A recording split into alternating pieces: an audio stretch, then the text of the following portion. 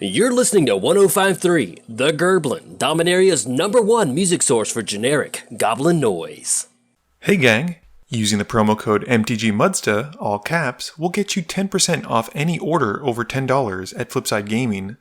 It'll also get you 10% off any orders of singles at Multizone. And it'll get you 10% off most products at Original Magic Art, with the exceptions of some paintings. If these fine sites don't have what you're looking for, you can also consider using my affiliate link when ordering from TCG Player. And if you'd like to join the Generic Goblin Gang to support this channel, there's a link to my Patreon in the description below. Hey gang, and welcome back. Today's game is another one filmed at the Wizard's Tower in Ottawa. We have Eric playing his Damia deck, keeping a Leyline of Anticipation, Void Slime, Overgrown Tomb, Watery Grave, Llanowar Wastes, Temple of Mystery, and an island. I am playing my Elsha deck, keeping an Altar of the Brood, Mind Over Matter, Gyreach Sanitarium, Volcanic Island, Sea of Clouds, Arcane Denial, and Reflecting Pool. Tommy has his Kenrith deck, keeping an Archway Angel, Generous Gift, Dryad of the Elysian Grove, Ghostly Prison, Boros Guildgate, Fabled Passage, and a Thespian Stage. Christian is playing General Tazri, keeping a Watery Grave, Chromatic Lantern, Forest, Cultivate, Ephemerate, Counterspell, and a Polluted Delta. I win the die roll and start us off, but first, Eric has a pregame effect, putting out his Leyline. I draw for turn and play Sea of Clouds. I pay 1 for an Altar of the Brood and pass. Tommy plays a Fabled Passage. Christian plays a tap Watery Grave. Eric plays a tap Temple of Mystery, scrying 1 and bottoming it.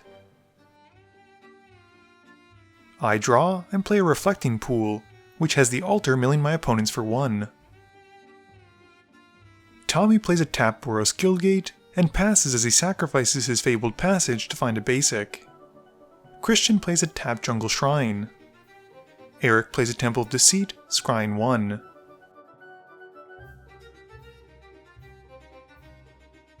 I play Volcanic Island, milling my opponents for 1. I then pay 3 for Wild Research, milling everyone again for another card. Tommy plays his Thespian Stage and casts his Dryad. Christian draws and plays a Plains. He pays 3 mana for Cultivate, passing while searching for his basics. Eric plays a tapped Overgrown Tomb and passes. I play a Gyreach Sanitarium, milling my opponents for 1 and passing. Tommy plays a tapped Izzet Guildgate and pays 3 for a Ghostly Prison. He goes to combat, hitting Christian with the Dryad and passing turn. Christian plays a Mountain and taps out for General Tazri. He goes to search for an ally card as he passes to Eric. Eric plays a tapped Watery Grave and passes. At the end of turn, I cast Fact or Fiction and target Tommy. Christian first reveals a Seagate Loremaster as his ally card from the General Tazri trigger, and I then reveal my top 5 for Tommy to make piles. I take the pile of 2, grabbing a Sacred Foundry and Academy Rector, binning the rest. I draw for turn and play a tap Sacred Foundry, milling my opponents for 1 with the altar and passing to Tommy. Tommy draws and taps out for Circuitous Roots. He goes to find 2 Guildgates, and he grabs the Rakdos and Azorius Guildgates, and then goes at Eric with the Dryad. Eric declares he'll block with his life total, and Tommy then passes. Christian draws for turn and pays 5 for his previously revealed Seagate Loremaster.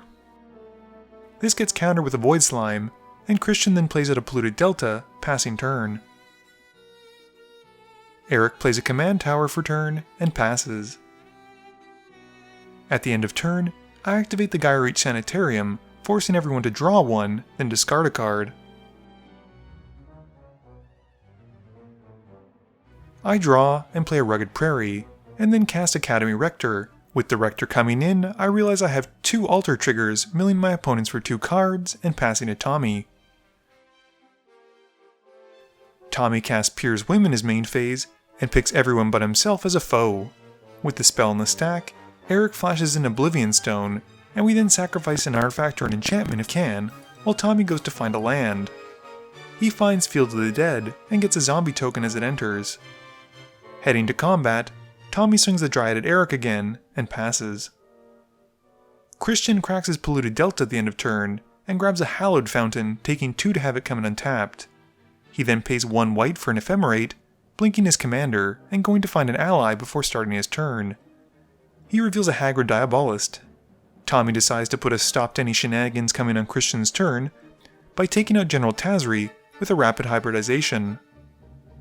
Christian draws and plays a Forest. He casts a Chromatic Lantern and then the Hagrid Diabolist. As it comes in, it triggers, and Christian has Tommy lose life equal to the number of allies he has, which in this case is 1. Eric plays an Urborg as his land drop, and casts Regrowth, putting Exploration back to hand before casting it. This allows him to play a Llanowar Wastes as his extra land for turn, and he passes. I play Cascade Bluffs, milling my opponents for 1 as it enters with the Alter trigger. I then cast my commander, milling everyone again for 1. I look at my top card and pass to Tommy. Tommy pays 5 mana for Golos, and it gets countered by Eric with a Pact of Negation. In retaliation, Tommy goes at Eric with both of his creatures, which Eric takes, and Tommy then passes. Christian draws and taps enough to recast his commander. She enters, and this triggers the Diabolist, and Tommy loses 2 life again, while Christian goes to find an ally card. Eric untaps and pays his 5 mana for the Pact trigger during his upkeep. He then pays 2 for Demonic Tutor and passes. I draw and look at my top card with Elsha. I play an island, milling my opponents for 1. I mildly regret at this point getting rid of the Wild Research over the altar, but there's nothing I can do about it now, and I pass turn. Tommy pays for Lord Windgrace in his main phase, which I counter with an Arcane Denial. Elsha gets a Prowess trigger, and Tommy then plays a Tap Damir Guildgate, gaining another zombie token from his field, and passes. Tommy draws 2 to my 1 card on Christian's upkeep for the delayed draw triggers from the Arcane Denial, and Christian draws 1 for turn. He thinks about what he wants to do, but that Oblivion Stone on the field isn't exactly great. Eric tries to comp Christian by hiding the stone, and it works to some degree. We see a Jwar Shapeshifter come in as a copy of the Diabolist. He gets 2 Diabolist triggers and has Tommy lose 3 life, and then has me lose 3 life as well before passing to Eric. Eric draws and plays Cabal Coffers. He of course activates it, making 8 black mana, and then taps some green and blue to cast Damia in his main phase, with some floating black remaining. He taps 1 more land to activate the stone, but not in the way you're thinking, instead putting a fake counter onto Damia. He passes, and at the end of turn, I activate the Gyre Sanitarium, drawing everyone a card, and then making them discard a card. I then look at my top card, and flash in Copy Enchantment. I have it come in as a copy of Tommy's Dryad. This mills my opponents for 1 with the Alter trigger as it comes in, and we move to my turn. I draw for turn, and play a High Market, milling everyone for 1. 5 mana then gets me a Mind Over Matter, milling everyone again. The Dryad then lets me play out a Celestial Colonnade as my extra land for turn, milling everyone for a 3rd card this turn, and I pass to Tommy as I look at my top card again. Tommy activates his Thespian Stage to become a copy of the Field of the Dead, which seems like a good choice. He then plays a Tap Simic Guildgate, getting 2 zombie tokens from the land entering. Tommy then tries to buy some goodwill with the table, dropping a Howling Mine and the Cameo of the Crescent Moon. At the end of turn, Christian casts Displace and targets Tazri and the Diabolist. They re-enter, and he gets 4 of the Diabolist triggers. He has Tommy lose 3 twice, and then has me lose 3 twice as well. He also gets to tutor for an ally card with Tazri's trigger, and he reveals a Hero of Gamma Fata and puts it to hand. Christian draws 3 cards for turn, and plays an Ondu Cleric. He gains life equal to the amount of allies he controls, which in this case is 4. He also then gets 2 Diabolist triggers, and he has Eric and I lose 4 life. Christian then plays an untapped Godless Shrine, taking 2 to have it come untapped like so, and he passes. Eric draws until he has 7 cards in hand, and I look at my top card. He plays an untapped Breeding Pool, taking 2, and then activates the coffers for 9. He uses 5 of it to activate the Oblivion Stone, blowing up all non-land permanents except for Damia. With the ability on the stack, I cast from my hand Teferi's Protection to try and phase out. Christian doesn't want me to be the only one who doesn't suffer, and counters it with a counterspell. The board then gets wiped. With the Academy Rector getting exploded, I get to exile it as it goes to the graveyard. This lets me go to my library and find an enchantment card to put to field. I decide on Sunbird's Invocation. With some of his remaining mana and a few extra lands, Eric then casts Kiora. He then upticks her, and casts the Chain Veil, and passes to me. I draw for turn, and play Command Tower. I pay 3 mana for Phyrexian Unlife, which triggers the Sunbird's Invocation and lets me reveal off the top. I go 3 cards deep and get to cast Windfall from the cards revealed, bottoming the rest. We all then discard our hands and draw 6. I then pay 3 mana for an Estrid's Invocation and reveal my top 3. I keep the Soul Ring and randomly bottom the rest. Estrid's then comes in as a copy of the Sunbirds, and I tap 2 more mana to cast Blind Obedience, and I get 2 Sunbirds triggers this time. Sadly, the first trigger whiffs, while the second one gets me a Scroll Rack. I then cast a Mystic Remora and fail on both Sunbird triggers before passing to Tommy.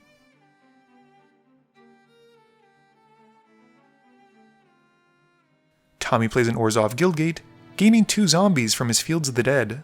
He then reactivates the Thespian stage to have it become a copy of the Cabal Coffers, and plays a tapped Biomancer's Familiar and then Illusionist Bracers. He doesn't pay for the Remora trigger for the Bracers, and I draw a card while Tommy passes turn. Christian untaps and draws. He pays 6 for a tapped Deadeye Navigator, and then plays a tapped Temple Garden before passing to Eric. Eric plays a Forest for turn, and activates the Coffers for 10 this time. He uses some of it, plus a blue, to overload Cyclonic Rift. He doesn't pay for the Remora trigger, letting me draw from it, and I respond with the Rift on the stack by activating my Scroll Rack. I set aside my hand and draw that many, and the Rift then resolves. Then, Eric uses 2 of the remaining floating black mana and 3 green to cast Garruk Primal Hunter. He upticks Garruk to make a beast token, before using the rest of his floating black mana and 2 more to activate his Chain Veil. He then upticks Kiora twice, and then makes another beast token with Garruk and passes to me. I play a City of Brass and recast the Sunbird's Invocation. I then recast Estrid's Invocation, and this time hit Tithe from the first Sunbird's trigger. I find a Tundra with it, and I then have the Invocation come in as a copy of the Sunbird's Invocation again. I then cast Izzet Signet, whiffing on both Sunbird's triggers. I then cast Soul Ring, getting 2 more Sunbird's triggers, but hitting nothing I can cast. Soul Ring is then tapped for Scroll Rack, and I hit nothing on the first, and once more, I whiff on my Sunbirds. I then pass to Tommy as I discard down to 7. Tommy activates his Cabal Coffers in his main phase, and casts his commander, Kenrith. He then uses Kenrith's activated ability to bring Golos back from his graveyard to the field, and tutors for a land as the robot enters. He finds a Maze's End, and puts it to the field tapped. Tommy then still has enough to activate Golos, and exiles his top 3 cards. He hits a Guildgate, Evolving Wilds, and Chaos Warp. Tommy then casts the Chaos Warp on Eric's Chain Veil, shuffling it into Eric's library. Eric then reveals off the top a Putrefy, which doesn't get to do anything for the moment. Tommy then plays a tapped Gruul Guildgate, gaining a zombie token as it enters. He then passes turn. At the end of turn, Christian casts Eldamri's Call to go and find a creature card to put to hand. He selects a Progenitor Mimic, revealing it, and passing. Christian draws for turn and plays the Mimic, which as it resolves, comes in as a copy of Golos. This lets Christian tutor for any land, and he goes and grabs a copy of Temple of Enlightenment. He scries 1 from it entering, and bottoms it. Christian then plays Temple of Plenty as his land for turn, scrying again, and bottoming it. Eric draws enough cards so that his hand is 7, and plays a Woodland Cemetery. He then downticks Cure to get her emblem, which will make a Kraken at the end of each of his turns. He then taps the Coffers again and a green to cast Putrefy on Golos with some floating black mana left over. We then see another green get tapped for Maelstrom Pulse, which takes out Kenrith. Eric then casts Ashiok, and upticks the Walker once it resolves to exile my top 3. He then downticks Garruk to draw 3 cards, and plays another Planeswalker, and this time it's Soren Markov. Eric then downticks the Vampire to set Tommy's life total at 10. Moving to combat, one of the beasts hits me for 3, and in his second main phase, Eric then casts an Arcane Signet and passes. On my upkeep, I activate my scroll rack to set my hand aside, draw that many, and then put my original hand on top of my library. I then draw for turn. I play Tundra as my land for turn, and in my main phase, tap almost completely out for an Ulamog the Infinite Gyre. This gives me 2 Sunbird's Invocation triggers for 11. I resolve the first trigger, and pick Mirror Maid from the first 11 revealed, and cast it, and I have it come in as another copy of Sunbird's Invocation. I then resolve the second one, this time picking Omniscience from the 11 revealed cards. I then resolve the Ulamog on cast trigger, and I destroy Ashiok. I then cast from my hand for free Sensei's Divining Top, and get 3 Sunbird's triggers. Unfortunately, I don't find something I can cast on any of the 3. Once the top then resolves, I activate it to look at my top 3. I then cast Replenish, getting 3 more Sunbird triggers, and I pick Gamble for my first trigger. I go and tutor for a card and let Christian pick, and he hits Rhystic Study. I then resolve the second Sunbird's trigger, hitting Detention Sphere, which enters, and I have it exile all the beast tokens on Eric's side of the board. I then resolve the third trigger, keeping Topher Orb. We finally resolve Replenish, and I bring back all the enchantments from my graveyard. This has my copy enchantment come back, and I have it become another copy of Sunbird's Invocation because... Why wouldn't you? Why not? Why not? I then cast Tazri the Seeker, getting 4 Sunbird's triggers this time. I keep Smothering Tithe from the first, Grasp of Fate from the second, and with the Grasp entering, exile a permanent from each opponent. I then keep Stranglehold from the third, and Helm Obedience from the fourth. Tezzeret then finally resolves. I then cast from hand Search for Mescanta, and go through 4 Sunbird's trigger, whiffing on the first, keeping Greater Oromancy on the second, missing on the third, and hitting Mystical Tutor for the last one. I then cast the Mystical Tutor and put Supreme Verdict on top. I then tap the top to draw it, and I then put to stack Supreme Verdict. This gives me another 4 Sunburst triggers, and for the first one I picked Rest in Peace. Clever Impersonator comes in as a copy of the helmet for the second trigger, followed by Propaganda, and I whiff on the last one. I then activate Tezzeret, upticking him to untap my Soul Ring and my Izzet Signet. I then make some mana, and tap both of my helms, having Tommy and Eric mill until 1 card goes into their graveyard, which will actually never happen because of the Rest in Peace, which is a replacement effect. This means instead, they have to exile their libraries. I then discard a card to untap the helm with Mind Over Matter, and get Christian with the helm as well. The boys then realize they can't do very much with no library, and scoop it up as we move to the next game. Game review time. So, I think this one was played pretty well. Probably the only suggestion I would have made to Eric in this game was using the Maelstrom Pulse on my Sunbird's Invocations as opposed to Kenrith. This would have disrupted the turn when I cast Ulamog, and instead of being able to go 22 cards deep on casting him, I probably only would have gotten the 1 trigger. People might suggest that Tommy got a lot of hate, but Eric and Christian have played against his Kenrith deck enough times to know that you can't let it go unhindered, otherwise he's going to win with Maze's End. I think Christian's General Tazri deck did a good job of showing a balanced ally deck, and one that wasn't dedicated to winning as fast as possible with a Zulapur Cutthroat. Damia was also certainly interesting to see, as she's one of the very few Sultai commanders that typically revolves around the graveyard. I think she's pretty expensive for what she does nowadays, but it was still fun to see her in action. Please be sure to tune in every Monday and Thursday at 11 AM Eastern Standard Time for a guaranteed new video. You can also follow me on Twitter at MTGMudsta. You can find me on Facebook at facebook.com/mtgmudsta, and lastly, you can check me out when I stream at twitch.tv/mtgmudsta. This video is brought to you in support by my patrons. If you're looking for a way to help out the channel, please be sure to visit the link below. Thank you all for watching this video, and don't forget, friends are just opponents you haven't eliminated yet.